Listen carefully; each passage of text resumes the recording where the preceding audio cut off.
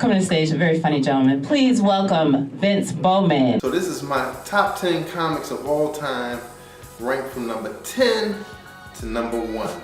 10, Corey Holcomb. A lot of y'all might be saying, who? Some of y'all might be saying, what?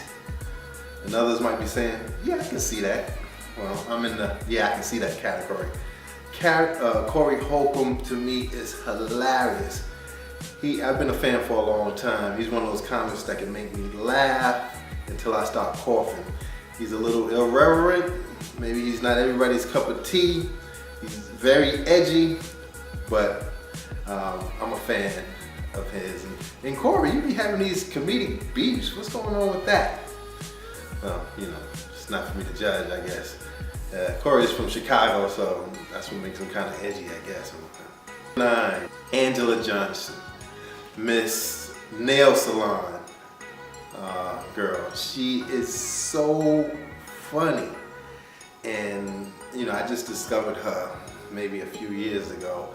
And I can't get enough of her. Now, I want to watch her latest special, the one she had in Hawaii. So if anybody out there has a bootleg copy of that, they can send me, because I don't want to pay the money. I'm just joking, I'm gonna pay to see it.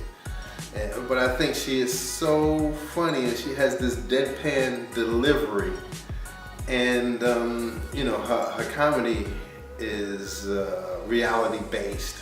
She talks about her life, and she's so pretty too. And congratulations on getting married. The dude you with seems like you make the perfect couple. 8, Jerry Seinfeld. Oh my God, Jerry Seinfeld is a riot. You know, one of his earlier jokes was, what type of credentials do you need to be a taxi driver? It seems like all you need is a face, because the New York City taxi drivers, you know, they had to display their taxi license in the front with their picture on it. But the Jerry Seinfeld show, I was a big fan of that. Big fan of his stand-up comedy.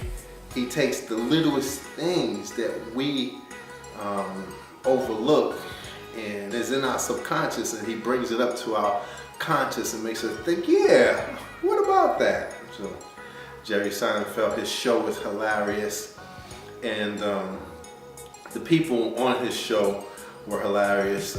Julia Louis-Dreyfus, Michael Richards, prior to that thing at the Laugh Factory. You know, we all make mistakes. And the other guy, Alexander, what's his name? Something Alexander. Yeah, he was funny too. He kind of made the show. That show wouldn't have been Seinfeld without him. Jason Alexander, that's his name. 7, Dave Chappelle. Dave Chappelle is hilarious, straight up funny.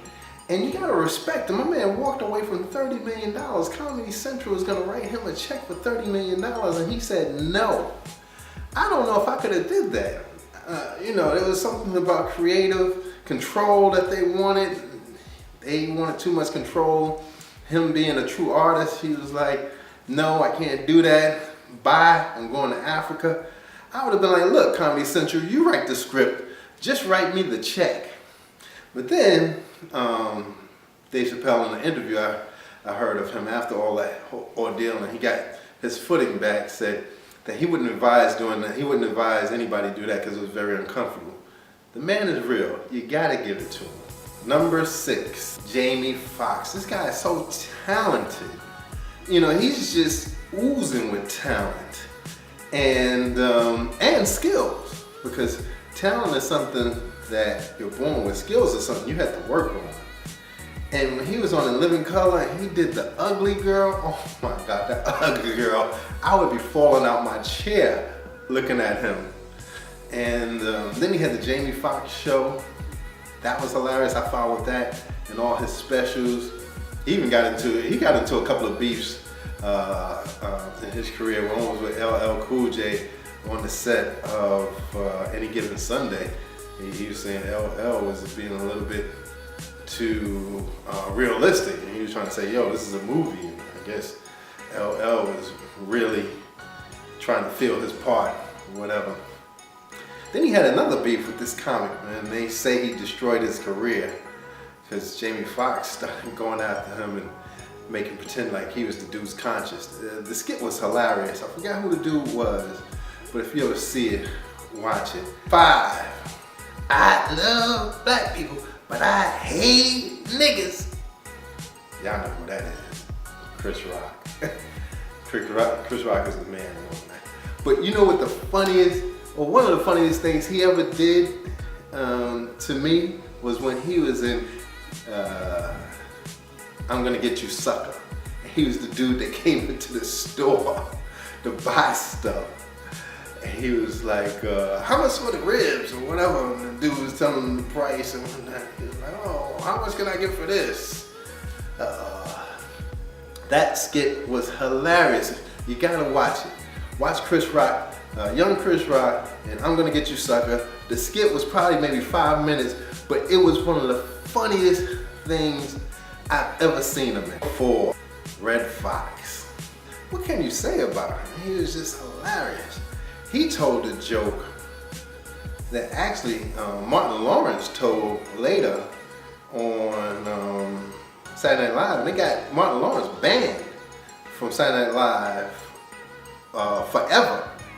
And the joke is, he used to do this joke in Vegas. He would say, all right, I know all you ladies and gentlemen, you come here with your fancy minks and your fancy clothes and your jewels and your baubles and all that is good, but when you come here, remember one thing, wash your ass. You gotta wash your ass. I guess only Red Fox can tell that joke and get away with it. 3. Patrice O'Neal, the elephant in the room. Rest in peace, Patrice O'Neal. I miss you. I never met you or anything like that, but you were just so funny to me. Reality-based humor, could tell jokes on the fly. If you look at some of his specials, especially the special when he was going at the lady in the audience because she wasn't laughing, and he was like, look, I cannot bring up all that, whatever is that. He went at her, and this was just on the fly, and it was hilarious. You gotta watch that special. I don't know if it was the Elephant in the Room special, but it was one of them. Watch them all, and then you'll catch what I'm talking about. Number 2, Richard Pryor, the great Richard Pryor. What can you say about him? Richard Pryor even burnt himself up on purpose. You know, got out the hospital, started doing stand-up comedy again, and joked about himself. My man was like, I heard y'all talking about me. Who is this? Richard Pryor running down the street. You gotta love him. Rest in peace, Richard Pryor. We miss you. But we got all this work that we can still see you in. For all those coming up behind you. And my number 1 comedian of all time, Lenny Bruce.